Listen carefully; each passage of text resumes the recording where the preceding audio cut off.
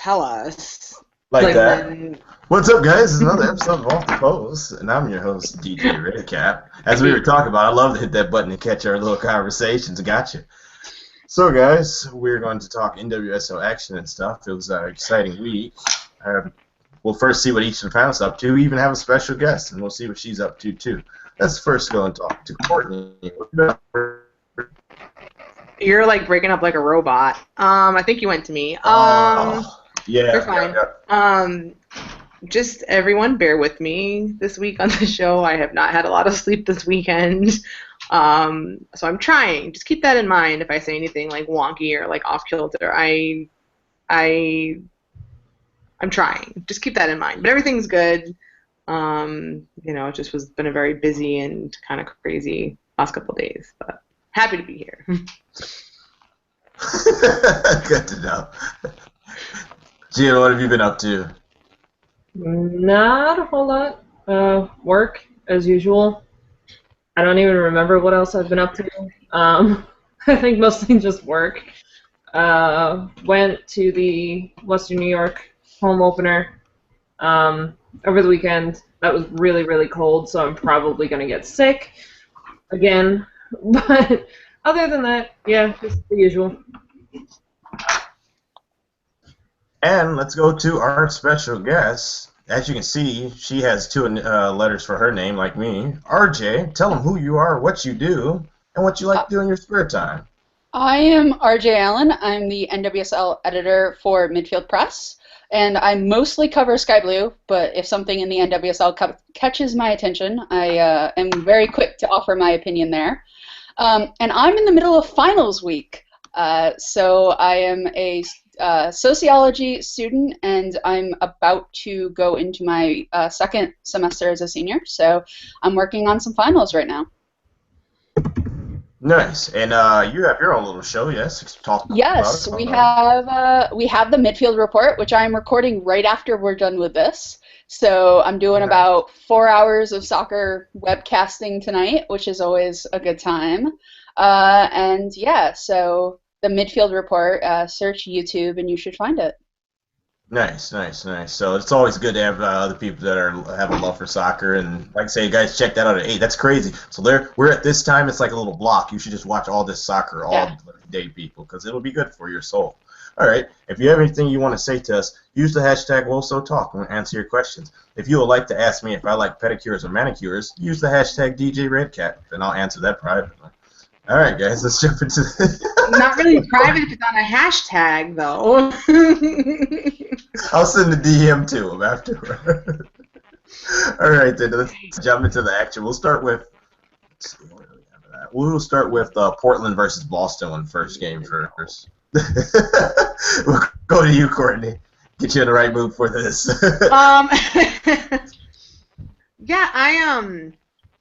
It's always tricky, I guess, and I didn't realize this until somebody mentioned it in our little group chat, that Portland always seems to do, I guess maybe perhaps a bit more poorly than expected in Boston. I think I predicted that they were going to win like 3-0 or something like that, and then it was pointed out to me like, hey, this isn't the case, and I was like, yeah, that's actually right. What am I thinking? But they still won, which is fine, but I think there's a lot of really good things from there.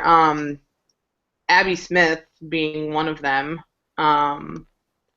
Really, I don't know. I missed. I don't know if there was like a reason for the goalkeeping change that was mentioned. I didn't happen to catch that, but certainly I feel like it was kind of needed. Nothing against Libby Stout, but she hadn't really looked so solid in the first couple games. So. She made so many incredible saves. So, overall, it was entertaining for the most part. Like, they had some crappy weather there too, so I don't know how much that played into effect. But for having not scored a goal yet, still, like, Boston did look a lot better this game. It'll be interesting to see, kind of moving forward, if they continue to improve. I mean, we hope that they will, but it'll be interesting to see, I guess, how they continue to improve. Going forward. And for Portland, it was just kind of like, they had a lot of really good chances, obviously, like I said. I think, like, she actually was only credited for, like, 2 saves, I think, and one was offside and things like that. But Portland was kind of like, I think, like I just said, they always kind of struggle in Boston, but managed to get the job done. So they had a lot of good opportunities that they didn't necessarily finish on, but overall, it was a pretty interesting game.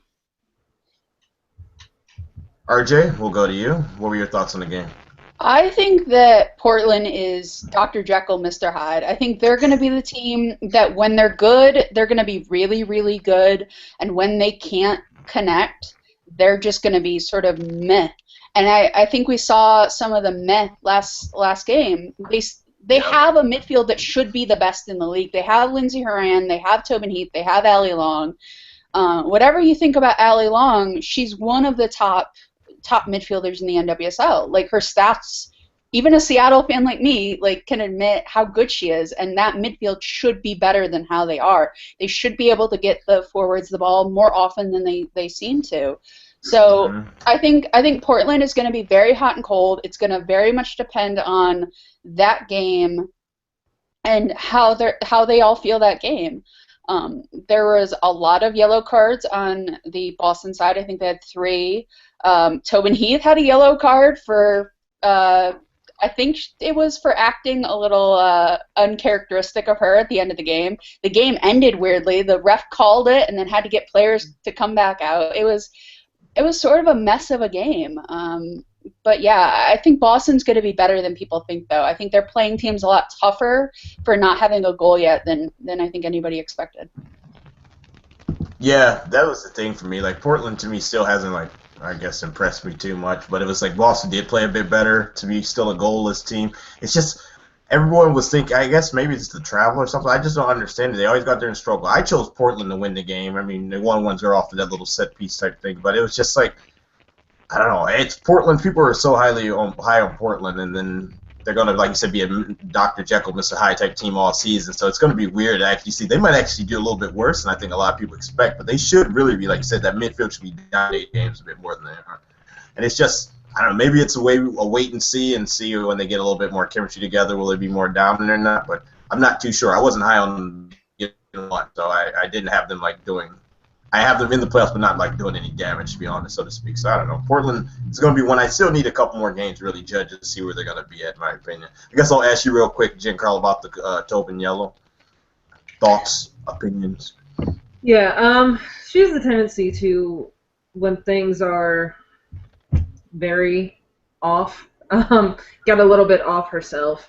And like RJ said, the ending of that game was very off. And she did get that yellow card in extra time. I think it was like the 91st minute.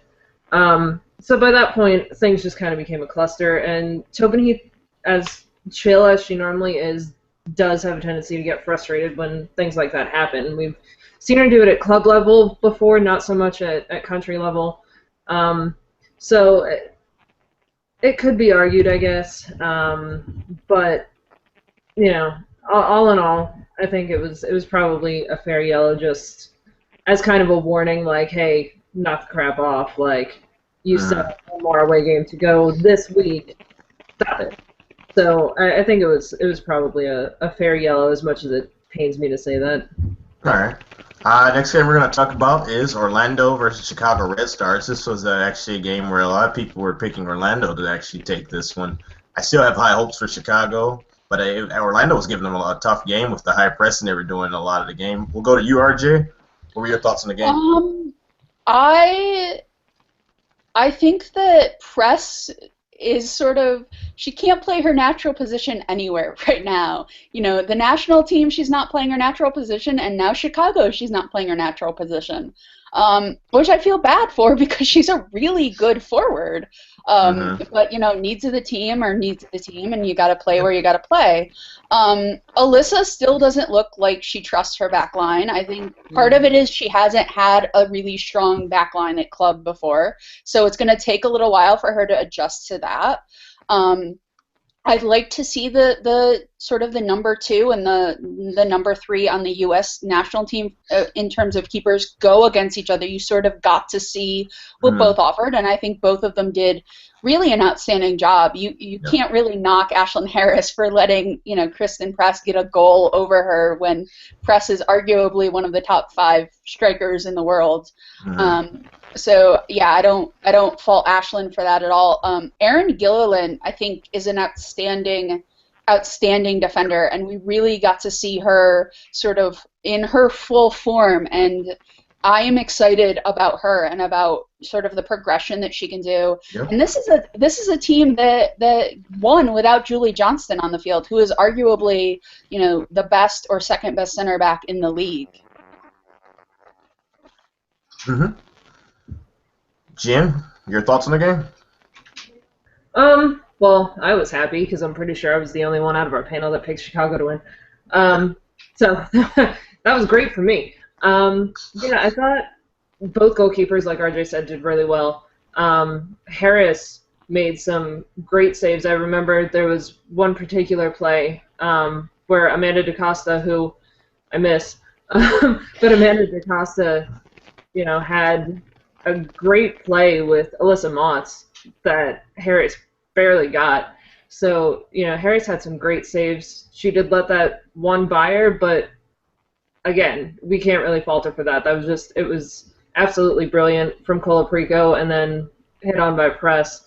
As far as Orlando, they had a lot of really, really strong chances, and they couldn't put them away. I think part of that was Alyssa Nair, part of it was Erin Gilliland. I think Alyssa Motts had a couple of actually defensive plays, which was interesting to see.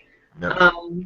But yeah, I just the fact that Chicago did not have JJ because she's out on precaution for injury right now, and they still managed to play such a strong defensive game and then end up winning it, I think says a lot about Chicago and how they're developing as a team and how they're kind of coming into their own this season, picking up from where they left off last season and bringing in the new players and making things work. So I think it says a lot about Chicago. So good for them. Yeah, the big thing that stands out, I'm glad you said it, RJ, because I was high on Gilliland last year. The thing that stood out in my mind about that game was Gilliland going stride for stride with Alex Morgan on that one ball that was sitting down there. I was like, you people just don't understand how fast she looks in person and how fast and just good a defender she is overall. So that was an excellent showcase of Chicago's defense, and hopefully they continue to carry that on. Even when JJ gets back, probably even deadlier, throughout the season. But it was a good win by Chicago. Orlando did have their chances. Apple had that one header that she hit right to the keeper, but it was a good game, actually. I thought it was going to end up being a draw, but, it was a little bit of magic from Press. That was the goal. Like you say, you just couldn't stop. So moving on, we'll go to Seattle versus FC Kansas City. We'll head over to you, Courtney. Your thoughts on that game? Yeah, that actually, I didn't really know. I'm still trying to decide about Kansas City. Various people have them ranking various places in the league, and I don't know. I think that they did a pretty good job, I guess, in the sense that they only lost 1-0. But I still like to know where the offense is coming from, especially obviously, there's just no. I know people say their midfield can score goals and such, but when you have both Shea Groom and Tiffany McCarty out, and you only have 3 forwards to begin with, it's kind of what is your backup plan? Yep. And that's something to kind of be questioning, I guess. And it definitely showed. We were talking about it before we went on air. Heo had, I think, one really good look that Hope saved. But other than that, there wasn't really too much. They had a lot of good attacking chances, I guess, but their defense, there was no through the midfield was really good, but again without having kind of that actual forward finishing aspect. And Seattle's defense is so strong that a lot of things kind of got shut down before they even made it to solo. So just where's the offense? I will say, people have been kind of questioning Kansas City's defense, and I thought that they looked better. Obviously not all the time. There were still a lot of chances that Seattle got through to them too. But again, they kept it a close game. And then Kim Little, what can you say about Kim Little? She, if you expect someone's gonna score a goal, you kind of expect that Kim Little's gonna be that person. And she just fights. She just fights really hard, and that's kind of, from that goal, she was kind of almost going down, kind of fending off a defender at the same time, and then shot it, and was able to kind of place it well and hit it well. So, yeah, the jury's still kind of out for me on Kansas City, and I guess even Seattle to a degree. I think, you have Kim Little, who's been the standout the last couple games, but and they're a very solid team, but I'm still kind of waiting for them to have a really dominant performance, because I don't think, even though Kansas City is kind of a bit of a mess sometimes, I don't really think this was truly a really dominant performance from them. So I'm still kind of waiting to see that from both teams, but I definitely have more questions about Kansas City, but it was good to watch them both kind of see as the season's going on. We're in the third week now, what people are kind of settling down. Seattle didn't really have that much change, but they are missing, obviously Fishlock and Rapinoe still. And then Kansas City obviously did have a lot of change. We're just kind of still seeing how they are settling together, and it'll be interesting to see kind of from both teams what both teams have going forward. Obviously, Seattle had kind of a rough start to the season, but again, has bounced back. But like I said, hasn't been super dominant like people expect to have seen Seattle in the past. So it'll be interesting to see as players come back and settle in and things like that, how both teams kind of fare going forward. RJ, your thoughts? Kim Little is magic, and she is a Scottish leprechaun, and I want her clone twin sister that I'm sure Laura Harvey has growing into a lab to come into the league. But seriously, I think FC Casey for 2 years was built around Lauren Holiday and Amy Rodriguez, and it shows. Yeah. It shows that they don't have those two players specifically on the field, because you don't Cheney Holiday was really good at whatever defense was in her way, figuring out how to get the ball past them to Amy Rodriguez or whatever forward was on the field. And they don't have that type of player anymore. They have some really good players. Heather O'Reilly is probably the best wing in the league, in my opinion. I think she's fantastic. But she can't give the ball to no one. If they don't have somebody for her to give the ball to, then it doesn't matter how many crosses she puts in. And Seattle knows when she puts a cross in and somebody's there, it's going to bite them in the butt most of the time. I really, really like Carson Pickett, and I think she's had an incredibly tough job to fill. You got to fill a spot for Steph Cox, who is somebody Hope Solo trusts completely down to, everything. You got to step in. You got Lou Barnes next to you. You got Kim Little, Jess Fishlock, Keelan Winters in the midfield in front of you. And she has stepped in, and I don't think there has been a noticeable difference on the left side of that field this season compared to last season.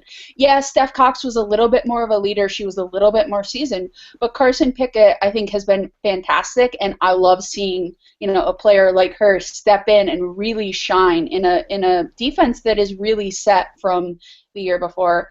And I think you noticed Jess Fishlock. Jess Fishlock is probably the hardest player to replace on a team because she does everything. She is, playing defense. She's giving balls. She is attacking. She's defending. And not having her there, Kim Little does her job very well, but she's not Jess Fishlock. And that partnership between Kim Little and Jess Fishlock really makes that midfield, when they're at their best, shine. And so just not being there, Kim can only do so much, even though she did so much. So.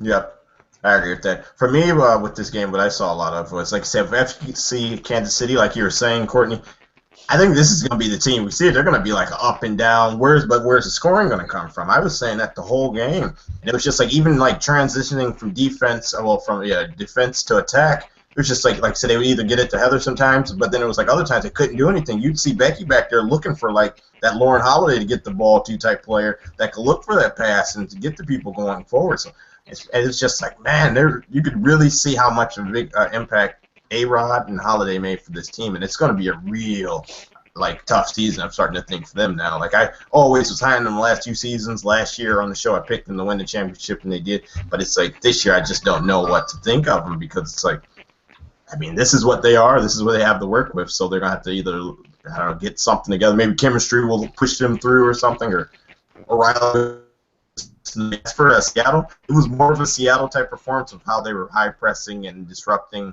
the defense and just killing any type of really attack, even from FC Kansas City.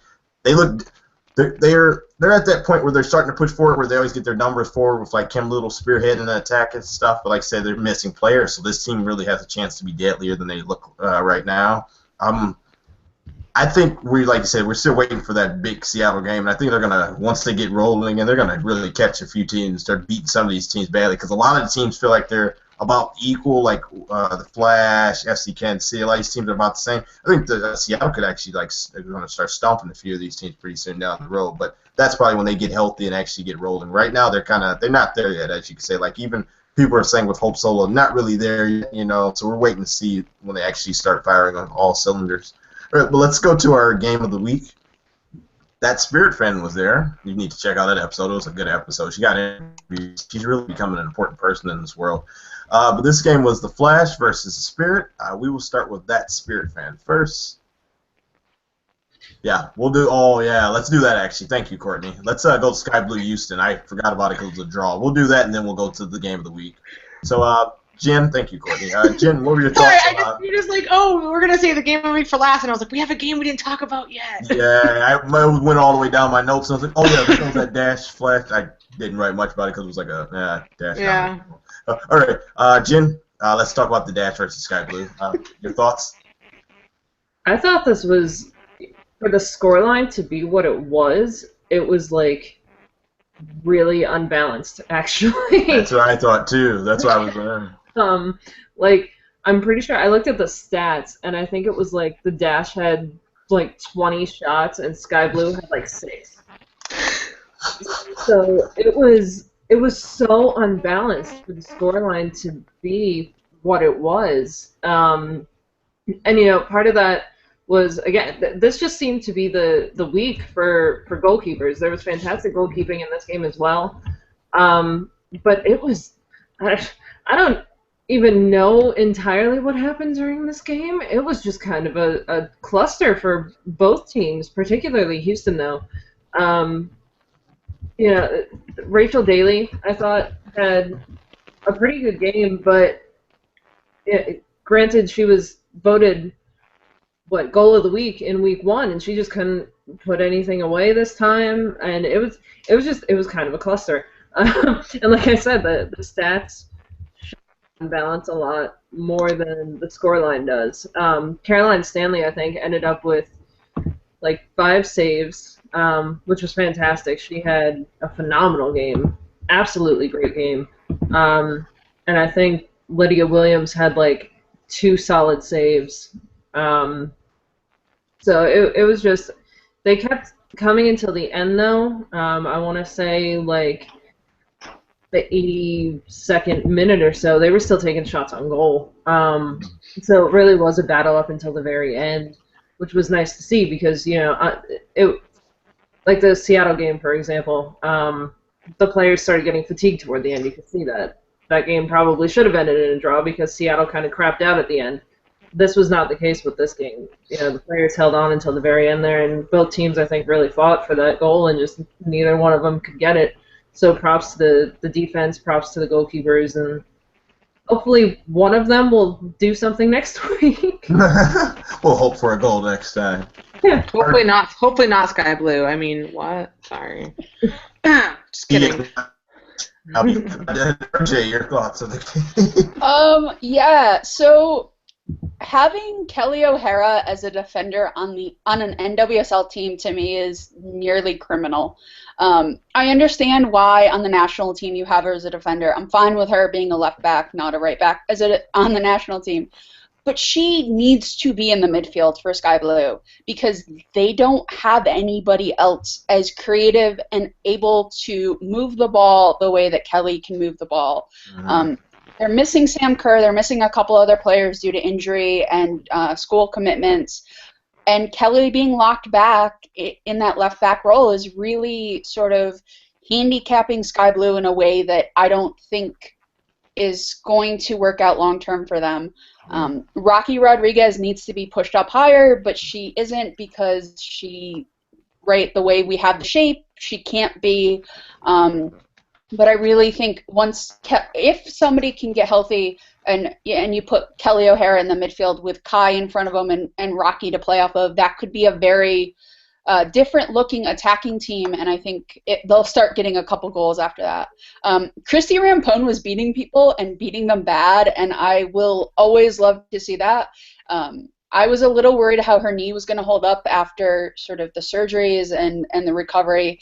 but she is still the rock of that defense, and I will always be happy when I see Christy Rampone just flat out beating somebody, 20 years younger than she is. I will love that for till my dying breath. Mo not being 100% healthy, you can tell. You could tell that she wasn't, 100% ready to be back out there again. Her hamstring, you could tell, was bothering her a little bit. And subbing Ojai, like, it was in the 67th minute, I think, that Randy pulled Ojai out, and she was not happy about it, which I could understand not being happy when you're the captain and you're one of the top assist people and setup people on the team and a scoring threat. I can understand why you would be upset. I don't understand that decision, but Randy is the coach and not I. No, like, it's funny though you said that, because I remember thinking that too. I was like, wow, she's looked like lively out there, deadly, and creating chances and stuff, and then just pulled her. You could just see she was angry when she got to that sideline. But yeah, it was a dominant, really dashed performance. It was really one-sided. A lot of last-ditch defending by Sky Blue, which I guess was enough to get that point. It's just like right now, like I said, if they could get somehow figure out something where they can end up getting Kelly back in that midfield, because I've seen her, she had dominant performances in that midfield or even up in that wing. It would help this attack so much right now, because there was so many times where you could just see like they just couldn't come up with anything creative, or it would just come down and to be so slow because they'll have that possession, anything out of it. So maybe in due time they'll figure out something and get someone that'll play on that left back side or whatever. But it's just like you need her in more of an attacking role and give her just that mindset.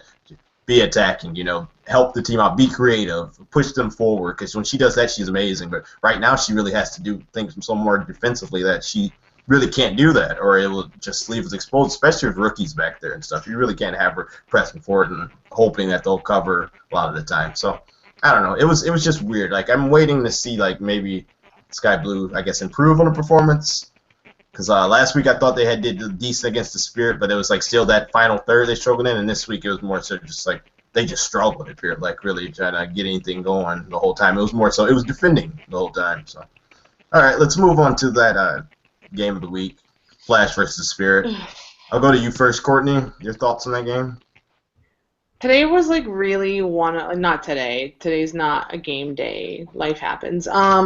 This weekend was like one of the first games I really was just like wanting to shake the Flash and be like, what are you doing? Like, they just were not with it. Again, they were missing Jess McDonald, which is hugely detrimental. You just got a lot of other things like going on too, and like Hinkle was back, which was great, but she was just coming back. They weren't sure if she was going to play or not either. So they just, I don't even know. There was like, here's my thing. I'm just going to get to the point. I tweeted a lot about this during the game. They shot themselves in the foot by not acquiring more than 4 defenders. Yeah. I think Elizabeth Eddy is a hugely talented player. She was great filling in on the back line in like emergency situations last season. But like this season, she has not been great on the defensive side of the ball. She's been great coming out the back with the ball and things like that and moving forward, but from like the defensive aspect has not been great. It's we see it a little more often than not. Something happens and you're kind of like, oh, she's involved, or she was like lacking or something like that. And that's like what happened even to start the game. Like that first goal, she was like, I don't know what she was doing, napping, or like just got caught up or got caught off guard, or I don't really know, but it just kind of got worse from there. Mewis missing a penalty, also not great. The post again, like Flash finishing is terrible, and I said that for years, the last few years, and I'm hoping that it's going to get better. But you could definitely tell.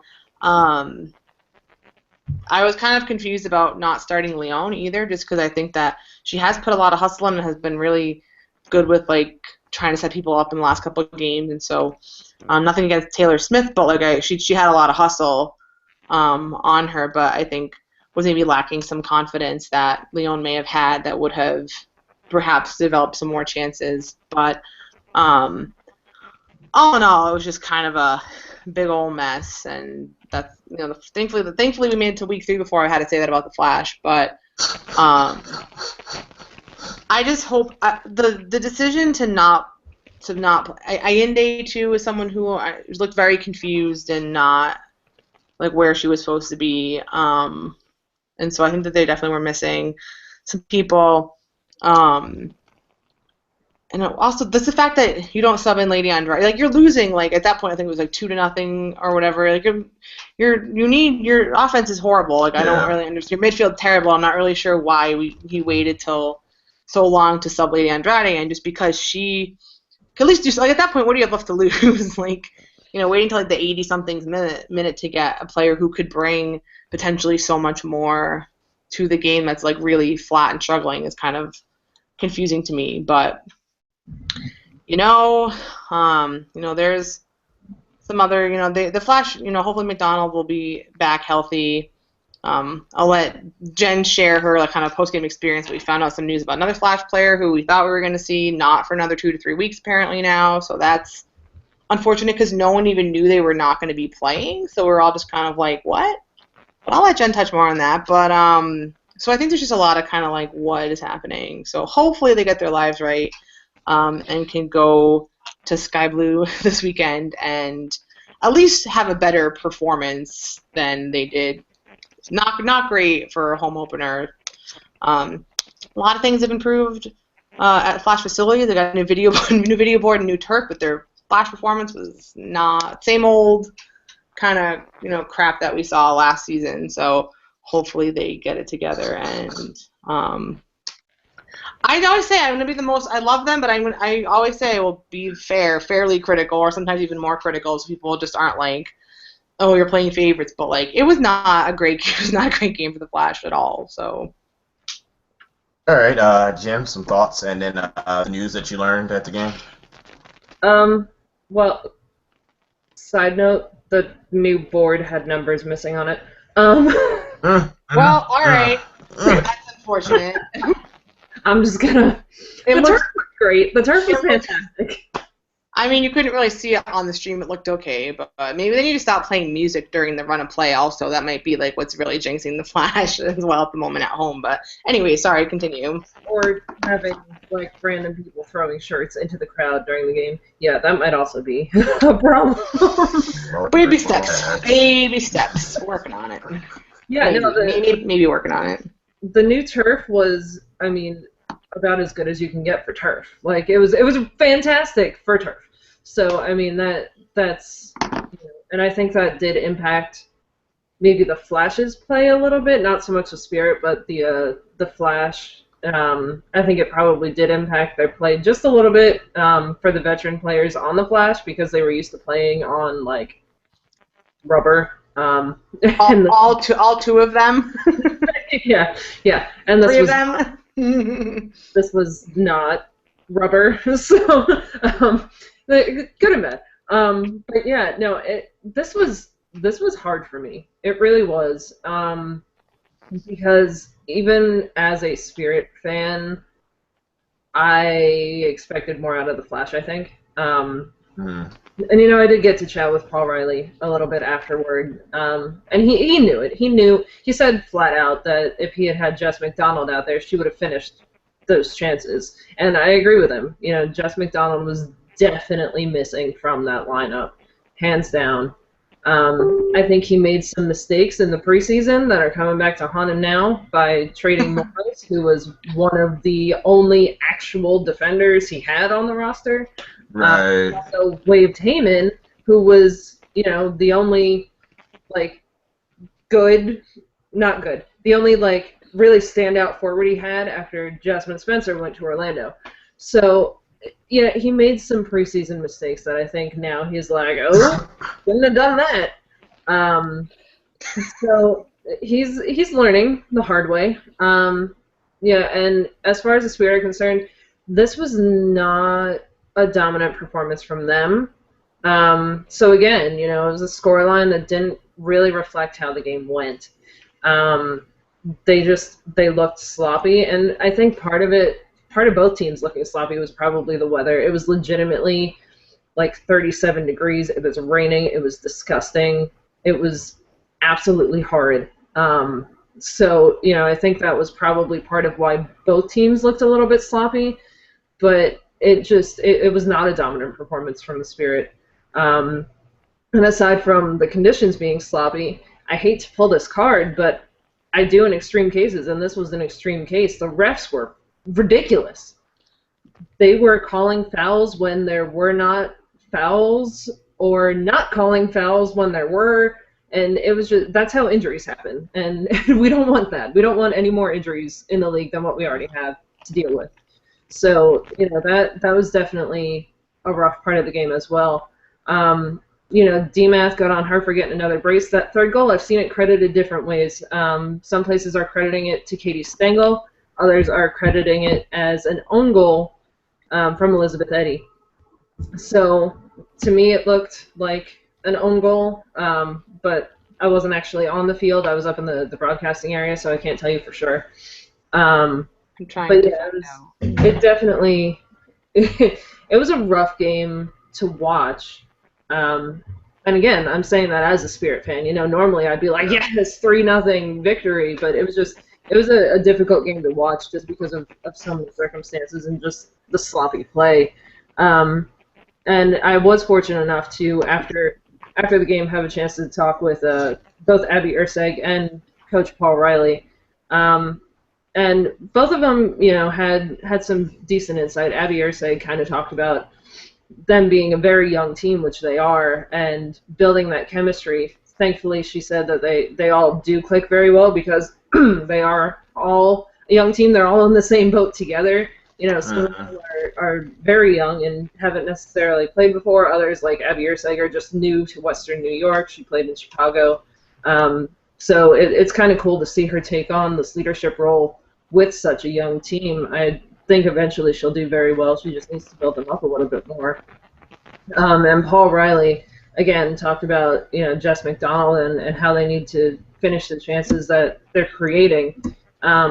As far as what Courtney was referencing earlier, I did talk to him a little bit about certain players that we have not seen post-preseason. In particular, John Gayul, and he said she is going to be out for another 2 to 3 weeks with an injury, and none of us, I think, knew she had an injury, so that was kind of surprising news to hear, but I think she will definitely bring a huge, huge amount to the Flash when she does get back. She's tactically brilliant. She's freaking ridiculously quick. So she'll definitely bring a lot to them. She was brilliant in the preseason, and I know they're missing her on the field right now. So hopefully whatever her injury is, which I didn't find that out, but whatever her injury is, the fact that it's a 2 to 3 week recovery from this point, hopefully in those 2 to 3 weeks she'll come in and she'll start getting things knocked out for the Flash. I do just want to say real quick, I just checked my little emails, and they did credit that goal unassisted to Stengel, the last goal. So. And RJ, your thoughts on that game? As a disinterested party, it was a hard game to watch. I'm not a Spirit fan. I'm not a Western New York fan. So not having a horse in the race it made it tough. I don't think Washington is as good as their record right now. I think their midfield has a lot of problems, and I think Dunn taking 0 shots in a game is a big problem. I don't know if it's because, she had this breakout season and people are figuring her out and she hasn't sort of figured out how to do it. I like Dunn on an NWSL level. I think she's a very, very good forward, but she has to take shots. That is part of the reason she is on the field, is to take shots. But her assists are very good. Yeah, but Washington, I don't know. I want to see them play a Seattle. I want to see them play Portland. I want to see them play, some of these quality teams, and they could be as good as advertised, and maybe I'm just not seeing it. But we will see. Yeah, I think they're a team that they'll probably end up being like one of the top 2 or 3 teams or whatever. And in the end, right now they're doing good enough where they're beating all the teams they should. They're beating everyone. Like I said, that pass done made the cut right through that. I don't know. Like I said, the defender was sleeping, but it just cut right through him. Like I said, you want done, she'll start scoring goals hopefully. But yeah, they're definitely focusing on her now because she took the league by storm with all those goals she took. So I think she'll come along too with it. She's probably adjusting to how they are trying to all like I don't know. She is the focus. But yeah, I mean, I feel like Washington, their team, like I said, I think they're going to be, like I said, now I'm feeling a little bit better about them because I had like Chicago, Seattle, and Washington, but now I think maybe Washington can sneak in there and be a 1 or 2 team, or maybe Seattle will take a lull and sit back. So I think we should continue to look out for them. And as for Western New York Flash, I don't know. To me, it was like more so Sam Ewis, when she got the ball, she would push them forward. Other than that, lump it forward and hope that someone fast gets under it. So it was like, oh, it was a rough game watching the Flash for a lot of the time for me. Like I said, it was just not fluid at all. Like their corners are, but other than that, I'm just like, man, it's like you're really going to depend on if Mewis can get us forward, then we can do something. If not, then maybe Leon can run under a ball that we hit forward. Because when they were hitting it forward, they finally, they got it over the top sometimes and caused a little trouble. But other than that, they just did not look that good at all to me. All right, guys. They need to find somebody who can take corner kicks because they tried like 2 different people during the game and none of them were great. Eddie, not great. Hinkle, not great. I don't know who else took a corner at. Oh, Dahlkemper, no. So hopefully that's another fundamental they work on, like set pieces, corner kicks, all that stuff, because I still wanna see a goalkeeper take a corner kick. I don't care which team does it. I just want to see a goalkeeper run out to the field, take a corner kick, and then run back to their goal. That is what I want to see before the NWSL season is over. Tune in to watch that next week with Sky Blue because they'll do anything at this point, hopefully, man, to get us going on scoring. All right, guys, we're going to do our Player of the Week, and then we're going to do a quick preview of next week. We're going to pick scores and pick winners. So my Player of the Week was Erin Gilliland. I was very impressed.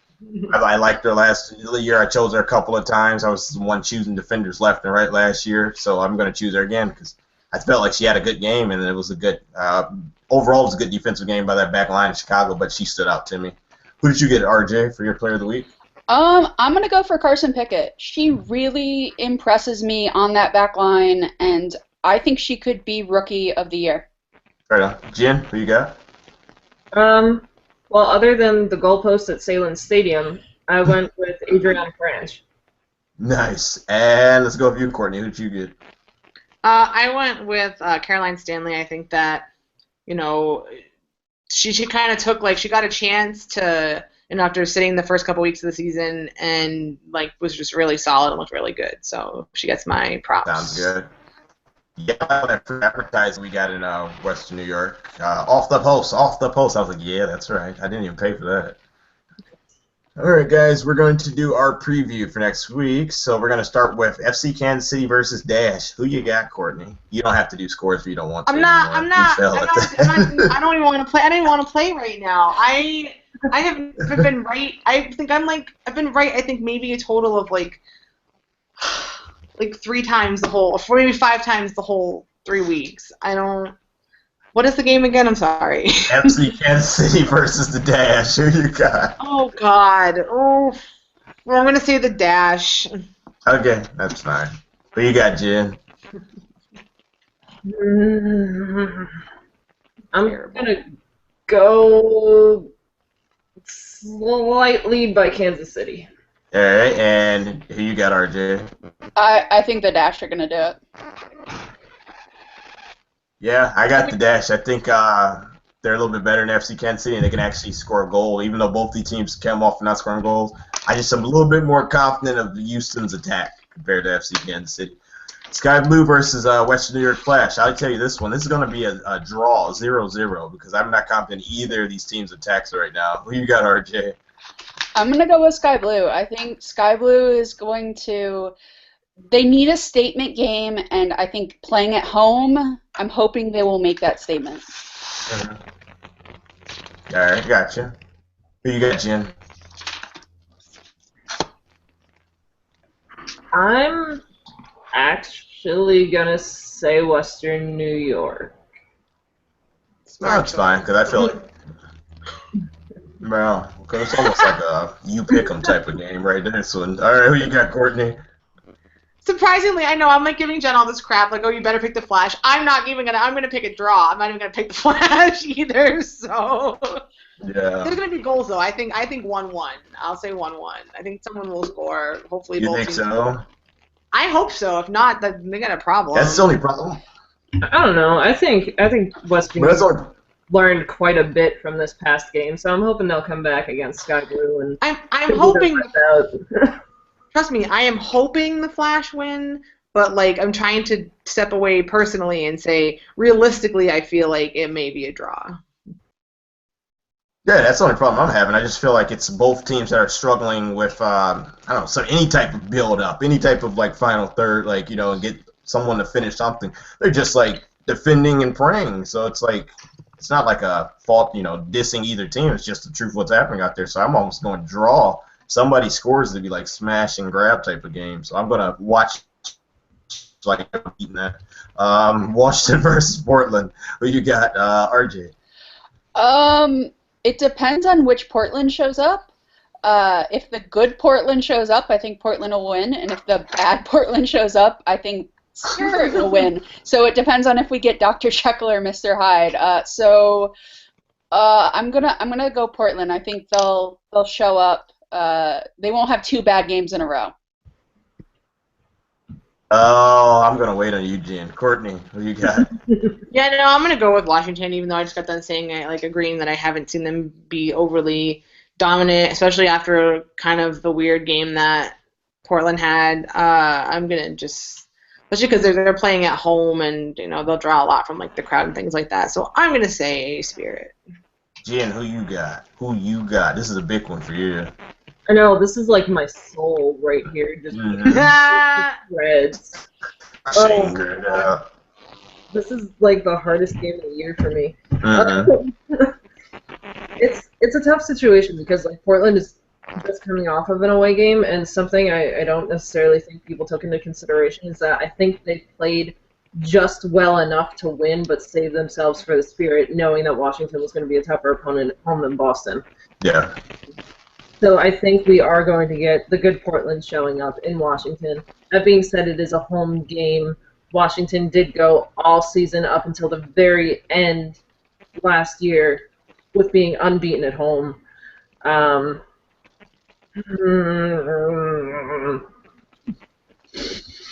sorry, Tobin Heath. I'm going to go with Washington. Painful for you, wasn't it? Oh, that hurt. Yeah, I have to say I'm going for Washington. It's like, all right, Portland, you went to the East Coast and actually beat Boston. You're not coming back to the East when I don't know. I'm really confident in Washington right now. I really think this is going to be a team that's going to make a good run this year. This might be that team that's like #1, makes it to the championship. They're like I said, they're looking better than a lot of other teams. That's the thing. Like, they might not look great right now to a lot of us, but they're looking a lot better. And that's all it takes, really, right? That's all it takes to win championship. They'll beat Portland. I'm going for Washington. And let's go with our game of the week. Boston versus Chicago. Game of the week. Chicago. And Boston will actually score. We're going to say Boston's going to actually score. A game again? Probably. Seattle versus Orlando. Yeah, I knew that. I was like, wait a minute, that was only 4. Yeah, I knew we were missing one. That's why I was like, oh, yeah, but I'm going to go game of the week. Courtney, who you got for the Boston versus Chicago game of the week one? Oh, God, Chicago. Yeah. Jen? I hope so.